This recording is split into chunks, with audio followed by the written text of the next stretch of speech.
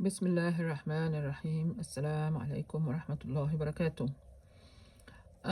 يا ترى ليه الشبكة بتاعتي كانت ب3000 جنيه في حين إن شبكة بنت البواب كانت ب60,000؟ السبب عجيب جدا.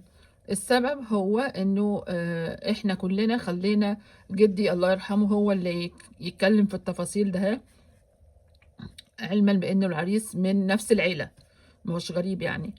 المهم وكمان هذا العريس طبعا هو كان جاي من أمريكا علشان يتجوز ويرجع بالعروسة أمريكا برضو. ف الكل استغرب، طب ليه 3000؟ ليه يا جدي 3000 جنيه؟ فاتضح بعد كده انه جده مع الاسف الشديد كان بدأ يجيله زهايمر، واخر واحده جوزها هي بنت اخوه نمره 8 تقريبا. وطبعا الكلام ده كان من 10 سنين او كذا. فكان ساعتها الشبكه كانت ب3000 جنيه. هل بقى احنا هنرجع في كلامنا؟ لا طبعا، خلاص احنا ادينا كلمه والكلمه هي الكلمه. طب فرقت معايا ده في ايه؟ ولا اي حاجه، انا اساسا بكره الذهب الحمد لله يعني، ولكن عشان انا بكره الذهب فانا جبت اخف حاجه.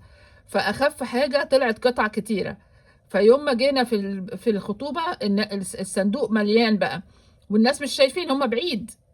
ف يعني حصل العكس يعني، ولكن ربنا بيبارك في القليل، والحمد لله على كل حال.